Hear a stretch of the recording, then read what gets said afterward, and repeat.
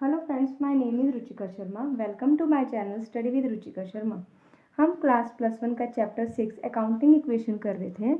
हमने इसके कुछ क्वेश्चन सॉल्व किए थे जो कि थे इक्वेशन बेस्ड क्वेश्चन। अब हम इसके एग्जाम्पल बेस्ड क्वेश्चन करेंगे। तो एग्जाम्पल बेस्ड क्वेश्चन में हमें कुछ ट्रांजैक्शंस गिवन होंगी, हमें उनके एग्जाम्पल्स देने होंगे। क्वेश्चन क्या है? Give an example for each of the following type of transactions. कुछ ट्रांजैक्शंस हैं, उनके एग्जाम्पल देते हैं। फर्स्ट ट्रांजैक्शन है increase in one asset and decrease in another asset. एक एसेट को इंक्रीज करना है और दूसरी एसेट को डिक्रीज करना है। तो इसका एग्जाम्पल है purchase of machinery for cash. जब मशीनरी को बिजनेस के लिए परचेज किया जाएगा तो मशीनरी बिजनेस में आएगी, तो मशीनरी क्या होती है? एसेट होती है। तो मशीनरी इंक्रीज हो जाएगी और जो कैश है वो डिक्रीज़ होगा, क्योंकि हमने जो पेमेंट की है मशीनरी को ख़रीदने के लिए वो कैश में की है। तो फर्स्ट ट्रांजैक्शन का सॉल्यूशन एग्जांपल हमने दे दिए हैं।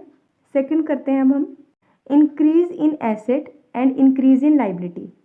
Purchase of machinery on credit. जब हम किसी मशीनरी को क्रेडिट पर परचेज करते हैं तो मशीनरी तो बिजनेस में फिर से आएगी।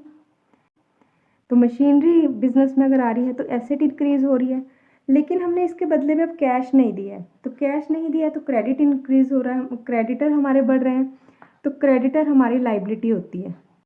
ठीक है, ये हमारी लाइबिलिटी होती है। लाइबिलिटी भी हमारी इंक्रीज हो रही है। थर्ड है transaction increase in asset and increase in honours capital. अब हमें एग्जांपल देना है कि एसेट भी इंक्रीज हो रही है और ऑनर की कैपिटल भी इंक्रीज हो रही है। तो ऐसा कब पॉसिबल होगा? जब जो प्रोप्राइटर है या ऑनर है वो बिजनेस में कैपिटल को इन्वेस्ट करे। तो थर्ड एग्जांपल है कैपिटल इंट्रोड्यूस्ड बाय प्रोप्राइटर्स। तो बिजनेस में कैपिटल को प्रोप्राइटर मतलब ऑनर लेकर आ रहा है। तो जब ऑनर बिजनेस में कैपिटल लेकर आएगा तो कैश में लेकर आएगा। तो कैश हमारी एसेट होती है। कैश हमारा इंक्रीज हो रहा है, इट मीन्स एसेट हमारी इंक्रीज हो रही है। और एसेट के बिजनेस में आने पर, कैश के बिजनेस आने पर कैपिटल भी इंक्रीज हो जाएगी।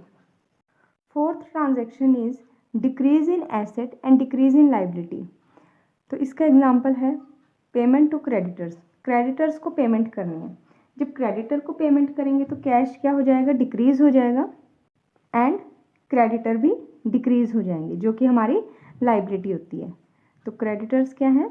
लाइबिलिटी, वो भी क्या हो जाएगी? डिक्रीज हो जाएगी।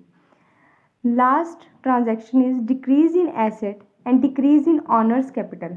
एसेट को भी डिक्रीज करना है और कैपिटल को भी डिक्रीज करना है। फिफ्थ इसका एग्जांपल है cash withdrawn bye proprietor from the business for personal use. From the business for personal use.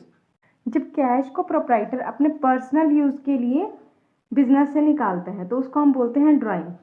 जब ड्राइंग निकालेगा तो क्या होगा? कैश डिक्रीज हो जाएगा एंड उसका इफेक्ट किस पर पड़ेगा? कैपिटल पर भी पड़ेगा। तो कैपिटल भी क्या हो जाती है? डिक्रीज हो जाती है। तो ये क्वेश्चन अब पूरा हो चुका है। अब हम नेक्स्ट क्वेश्चन करते हैं। नेक्स्ट क्वेश्चन हमारा है फॉर्मूला बेस्ड। फॉर्मूला बेस्ड में हम कुछ फॉर्मूलाज को यूज़ करते हैं क्वेश्चन को सॉल्व करने के लिए। फर्स्ट जो फॉर्मूला है उसको हम पहले से ही डिस्कस कर चुके हैं कि ये कहाँ से डिराइव हुआ है। Formula is assets is equal to liabilities plus capital. इसका इक्वेशन सॉल्व कर लेते हैं। If the capital of the business is 1 lakh, अगर बिजनेस की कैपिटल 1 लाख है and the outside liability are ₹60,000 और आउटसाइड लाइबिलिटीज़ जो हैं वो 60,000 की हैं, तो हमें अब कैलकुलेट करना है total assets of the business. Liabilities कितने की हैं हमारे पास? 60,000 की। लाइबिलिटी 60,000 रुपीज़, 60,000 लाइबिलिटीज़ हैं एंड कैपिटल इज़ 1 लाख और ₹1 लाख कैपिटल है। तो एसेट, टोटल एसेट कितनी आगे है? ₹1,60,000। तो ये फर्स्ट क्वेश्चन तो हमारा फॉर्मूले से सॉल्व हो गया है। तो इसी तरह से अगर हमें लाइबिलिटी फाइंड करनी है तो एसेट्स और ये कैपिटल इसके पास आ जाएगी, तो साइन चेंज होएगा, प्लस है तो इधर आके माइनस हो जाएगी। तो लाइबिलिटी फाइंड करने का फॉर्मूला बन जाएगा एसेट्स माइनस कैपिटल। इसी तरह से अगर हमें कैपिटल फाइंड करनी है तो एसेट्स माइनस लाइबिलिटीज़ हो जाएगा। सेकंड क्वेश्चन है, if total assets of the business are ₹2 lakh, total assets हैं बिजनेस की वो हैं 2 lakh and net worth capital is ₹1,50,000, calculate liability. Liability को हमें यहाँ पर कैलकुलेट करना है। तो लाइबिलिटी फाइंड करने का फॉर्मूला अभी हमने डिस्कस किया था, एसेट माइनस कैपिटल। एसेट्स कितने की है हमारे पास, 2 लाख रुपीज़ की एसेट्स है और कैपिटल है ₹1,50,000 की। तो लाइबिलिटी कितनी आ गई हमारे पास, ₹50,000 लाइबिलिटी आ गई। Next formula is closing capital is equal to closing assets minus closing liability. अगर हमें क्लोजिंग कैपिटल फाइंड करनी है तो जो क्लोजिंग एसेट्स हैं उसमें से क्लोजिंग लाइबिलिटी को जब हम माइनस कर देते हैं तो हमारे पास क्लोजिंग कैपिटल निकल जाती है। जो मोस्ट इम्पॉर्टेंट इसका एक फॉर्मूला है कि प्रॉफिट को कैसे फाइंड आउट करते हैं। तो प्रॉफिट फाइंड आउट करने का फॉर्मूला है closing capital plus drawings minus additional capital and minus opening capital. अब ये फॉर्मूला डिराइव कहाँ से हुआ है उसको हम अभी डिस्कस कर लेते हैं। प्रॉफिट का फॉर्मूला समझने के लिए हम एक एग्जांपल ले लेते हैं कि मैंने बिज़नेस को स्टार्ट किया है 1 अप्रैल 2022 को मैंने बिज़नेस स्टार्ट किया है। तो जब मैंने बिज़नेस स्टार्ट किया तो मैंने उसमें बिज़नेस को स्टार्ट करने के लिए 15 लाख रुपीज़ इन्वेस्ट किए। तो जब स्टार्टिंग में मैं बिज़नेस में मनी इन्वेस्ट करूँगी तो वो हो जाएगी ओपनिंग कैपिटल। फिर मुझे 4 महीने के बाद लगा कि मुझे बिज़नेस में कुछ गुड्स और लाने चाहिए जिससे मेरे बिज़नेस ग्रो कर सके। तो मुझे 5 लाख रुपीज़ की और ज़रूरत पड़ी। तो मैंने जो 5 लाख रुपीज़ हैं वो एडिशनल कैपिटल मतलब एक्स्ट्रा पैसे बिज़नेस में इन्वेस्ट किए। फिर मुझे 3 महीने के बाद कि मुझे घर पर पैसों की कोई ज़रूरत पड़ी है तो मैं उसमें से बिज़नेस में से 1 लाख रुपया अपने पर्सनल यूज़ के लिए घर पर ले गई। अतः उसे ड्राइंग कहते हैं। तो ईयर के एंड होने पर मैंने देखा कि मुझे 5 लाख रुपए का प्रॉफिट हो रहा है। तो जो प्रॉफिट हो रहा है, प्रॉफिट को हम प्लस करने के बाद जो बाद में हमारा निकलता है वो होती है हमारी क्लोजिंग कैपिटल। 15 लाख की ओपनिंग कैपिटल है, 5 लाख रुपीज़ मैंने और बिजनेस में इन्वेस्ट किए थे तो मैं उसको भी प्लस कर दूंगी और प्रॉफिट मेरे पास आए हैं 5 लाख रुपए के। तो ये टोटल मनी कितनी हो गई, 25 लाख रुपीज़ बिजनेस में आई थी, जिसमें से 1 लाख रुपए मैंने अपने पर्सनल यूज़ के लिए बिजनेस से निकाले। तो अब जो मेरे पास अमाउंट बचा है वो मेरी हो जाएगी क्लोजिंग कैपिटल। क्लोजिंग कैपिटल अब मेरे पास बची है 24 लाख की। अगर अब मुझे प्रॉफिट फाइंड आउट करना है तो मैं क्या करूँगी, इस क्लोजिंग कैपिटल में से ओपनिंग कैपिटल जो यहाँ पर प्लस हुई थी उसको इधर ले जाऊँगी तो ये माइनस हो जाएगी। इसी तरह से एडिशनल कैपिटल को भी मैं इक्वल टू के दूसरी साइड ले जाऊँगी तो ये प्लस वाला माइनस में चेंज हो जाएगा और ड्राइंग्स भी माइनस की है तो दूसरी साइड जाकर प्लस की हो जाएंगी। इस तरह से हमारा ये प्रॉफिट का फॉर्मूला डिराइव हुआ है। अब हम एक एग्जाम्पल से इसको समझ लेते हैं। क्वेश्चन है, Mohan started business on 1 January 2008 with capital of ₹1,50,000। Mohan ने बिजनेस स्टार्ट किया 1,50,000 से। तो जो 1,50,000 है ये ओपनिंग कैपिटल बन जाएगी, ठीक है। एंड अ लोन ऑफ ₹40,000 और जो 40,000 है ये क्या है, लाइबिलिटी है। Taken from PNB, Punjab national bank से 40 लाख रुपीज़ का लोन लिया ऑन 31 दिसंबर 2008।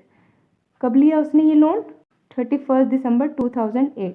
तो ये बन जाएगी अब क्लोजिंग लाइबिलिटी। हिज कैपिटल वर ₹3 लाख और उसकी एसेट्स कितनी है 31 दिसंबर को ही, तो ये भी हमारी 3 लाख है, ये भी हमारी क्या बन जाएंगी, क्लोजिंग एसेट्स बन जाएंगी। Find out his capital on 31 दिसंबर 2008, उसकी क्लोजिंग कैपिटल फाइंड आउट करनी है। नेक्स्ट क्या फाइंड करना है हमें, प्रॉफिट मेड और loss incurred during the year. हमें बताना है कि 2008 के एंड में प्रॉफिट हो रहा है या लॉस हो रहा है। सबसे पहले हमें प्रॉफिट फाइंड आउट करने के लिए क्लोजिंग कैपिटल फाइंड आउट करनी पड़े, क्योंकि प्रॉफिट फाइंड आउट करने का क्या फॉर्मूला है, closing capital minus opening capital. लेकिन हमारे पास क्लोजिंग कैपिटल नहीं गिवन है, तो सबसे पहले क्लोजिंग कैपिटल को फाइंड आउट करेंगे। तो क्लोजिंग कैपिटल को फाइंड करने का फॉर्मूला होता है closing asset minus closing liability. Closing assets हमें दे रखी है यहाँ पर 3 लाख रुपीज़ की एंड क्लोजिंग लाइबिलिटी 40,000 की है। तो 3 लाख में से 40,000 को माइनस करेंगे तो क्लोजिंग कैपिटल हमारे पास आ जाएगी 2,60,000 रुपीज़। अब प्रॉफिट फाइंड आउट करने का फॉर्मूला क्या होगा, closing capital minus opening capital. Closing capital अभी हमने फाइंड आउट करी है, क्लोजिंग कैपिटल हमारे पास आई है 2,60,000 की एंड ओपनिंग कैपिटल हमें गिवन थी, ओपनिंग कैपिटल हमारे पास थी 1,50,000। तो प्रॉफिट फाइंड आउट कर सकते हैं अब, 2,60,000 में से 1,50,000 को अगर माइनस करेंगे तो हमारे पास प्रॉफिट आ जाएंगे 1,10,000 के। नेक्स्ट पार्ट कर लेते हैं अब इसका। If in the above question, इस क्वेश्चन में जो ऊपर दिया गया है, the proprietor had introduced additional capital of ₹25,000। अब वो एडिशनल कैपिटल भी लेकर आया है प्रोप्राइटर 25,000 की and had withdrawn ₹8,000 for personal purpose, और उसने अब अपने पर्सनल पर्पस के लिए मतलब ड्राइंग्स की हैं बिजनेस से 8,000 की। Find out the profit. अगर हमें ड्राइंग या एडिशनल कैपिटल गिवन होगा तब हमें प्रॉफिट का ये वाला फॉर्मूला लगाना पड़ेगा, closing capital plus drawing minus additional capital minus opening capital. अगर हमें drawing and additional capital question में नहीं गिवन होगी तो हम डायरेक्ट ही closing capital minus opening capital लगा देंगे फॉर्मूले में। अब हमें क्लोजिंग कैपिटल दे रखी थी, क्लोजिंग कैपिटल है हमारे पास 2,60,000 की, ड्राइंग्स कितनी है, ड्राइंग्स है 8,000 की, तो 8,000 भी हम इसमें ऐड कर देंगे। एडिशनल कैपिटल वो कितनी लेकर आया है, 25,000 की एडिशनल कैपिटल है, वो हम डिडक्ट कर देंगे एंड ओपनिंग कैपिटल को भी हम इसमें से माइनस कर देंगे। तो ओपनिंग कैपिटल हमें गिवन थी 1,50,000 की, तो इसको सॉल्व करने पर हमारे पास आएगा प्रॉफिट 93,000 का प्रॉफिट आ जाएगा। इस चैप्टर का लास्ट टॉपिक है अकाउंट बेस्ड।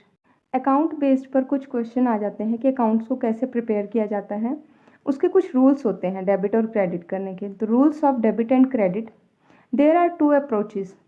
अकाउंट्स को प्रिपेयर करने की 2 अप्रोचेस को फॉलो किया जाता है, एक होती है American approach, second is English approach. American approach और इंग्लिश अप्रोच में क्या डिफरेंस है, English approach it is also called double entry system, इसको डबल एंट्री सिस्टम भी बोला जाता है, इसको हम नेक्स्ट चैप्टर में डिस्कस करेंगे। And American approach, the rules of debit and credit depends on the nature of the account. American approach में डेबिट और क्रेडिट करने के कुछ रूल्स होते हैं, उनके बारे में बताया गया है। अमेरिकन अप्रोच, अमेरिकन अप्रोच क्या कहती है कि all the accounts are classified into the following 5 categories, कि सभी अकाउंट इन 5 कैटेगरीज में क्लासीफाई होते हैं। अब ये 5 कैटेगरीज कौन सी हैं, इनको याद रखने के लिए हम क्लियर को याद रख लेते हैं। Clear means C stands for capital account, L stands for liability account, E stands for expenses और losses account, A stands for asset account and R stands for revenue और इनकम अकाउंट। अब हमें account बनाने से पहले एक rule को समझना बहुत ही ज़रूरी है, जिससे आपको अकाउंट्स को प्रिपेयर करना बहुत ईजी हो जाएगा। अब वो रूल क्या है, रूल है कि जितने भी एक्सपेंसेस और एसेट्स होती हैं इनके लिए एक रूल है कि ये डेबिट में इंक्रीज़ होती हैं और क्रेडिट में डिक्रीज़ हो जाती हैं, और इसके अपोजिट जो कैपिटल, लाइबिलिटी एंड रिवेन्यू है ये डेबिट में डिक्रीज़ हो जाती हैं और क्रेडिट में इंक्रीज़ हो जाती हैं। अगर आपको ये रूल समझ में आ गया है तो आपको अकाउंट्स बनाने बहुत ईजी हो जाएंगे। अब हम इसे एक क्वेश्चन से समझ लेते हैं। क्वेश्चन है open T shape account for furniture, furniture के लिए एक अकाउंट ओपन करना है। तो पहले इसका फॉर्मेट समझ लेते हैं। फॉर्मेट के लिए सबसे पहले लिखना पड़ेगा फर्नीचर अकाउंट, क्योंकि फर्नीचर का अकाउंट प्रिपेयर कर रहे हैं हम। इसके लेफ्ट साइड में डेबिट एंड राइट साइड में क्रेडिट को लिखते हैं। डेबिट के नीचे पर्टिकुलर्स आएगा और क्रेडिट के नीचे भी पर्टिकुलर्स एंड रुपीज़ आएगा।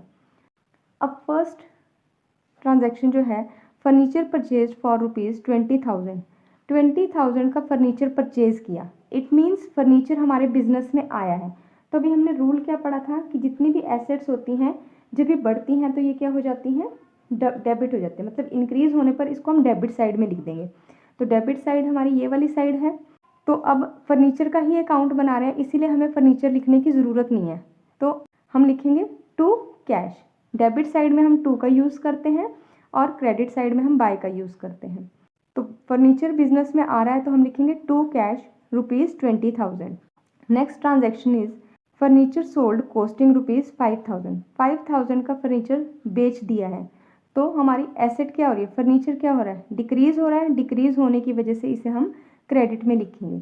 तो by cash 5,000। Next transaction is furniture again purchase for ₹8,000। 8,000 rupees का और फर्नीचर परचेज कर लिया, फिर से बिजनेस में आ रहा है। तो एसेट जब बिजनेस में आएगी इट मीन्स इंक्रीज होगी, तब हम उसे डेबिट साइड में लिख देंगे। To cash ₹8,000। नेक्स्ट है ओल्ड फर्नीचर डिस्कार्टेड फॉर ₹2,500। पुराने फर्नीचर को डिस्कार्ड कर दिया है, 2,500 का फर्नीचर था। तो बाय कैश, क्योंकि ये हमारी जो एसेट है वो डिक्रीज हो रही है, तो इसीलिए हम इसे क्रेडिट साइड में लिख देंगे 2,500 की। Next transaction is value of furniture was reduced by ₹2,000। Furniture की जो वैल्यू है वो कम हो गया, रिड्यूस मतलब कम हो जाना। कितने रुपए से कम हुई है? 2,000 से कम हुई है, तो इट मीन्स हमारी एसेट कम हो रही है। तो हम लिखेंगे बाय कैश वैल्यू रिड्यूस हो रही है, तो मैंने इसको ब्रैकेट में लिख दिया है। कितने से रिड्यूस हो रही है? 2,000 से, इसलिए मैंने 2,000 लिख दिया है। अब हम इसका टोटल करके देखेंगे। एक साइड इसका टोटल कर लेते हैं। 20,000 प्लस 8,000, ये आ गया है 28,000। दूसरी साइड हम इसका करके देख लेते हैं। 5,000, 2,500 एंड 2,000, इनको प्लस करने पर आ रहा है 9,500। अब हमारे पास क्रेडिट साइड कम आ रही है और डेबिट साइड ज़्यादा आ रही है। अब हमें इनका जो बैलेंस है वो इक्वल करना होता है। ये जो बड़ी वाली साइड है उसमें से छोटी वाली को माइनस करके हम लिख देते हैं बाय बैलेंस। अगर इस साइड हमारा बैलेंस कम आ रहा है तो हम लिखेंगे बाय बैलेंस, और अगर इस साइड का बैलेंस कम आ रहा है तो हम लिखेंगे टू बैलेंस, और जितना इनका डिफरेंस होगा उसको उस बैलेंस में नोट डाउन कर देंगे। तो हमारे पास बैलेंस आ गया 18,500 का। आई होप आपको ये क्वेश्चन सारे समझ आ गए होंगे। अगर आपको मेरी वीडियो अच्छी लगती है तो प्लीज़ इसे लाइक कीजिए, सब्सक्राइब कीजिए एंड शेयर कीजिए। Thank you.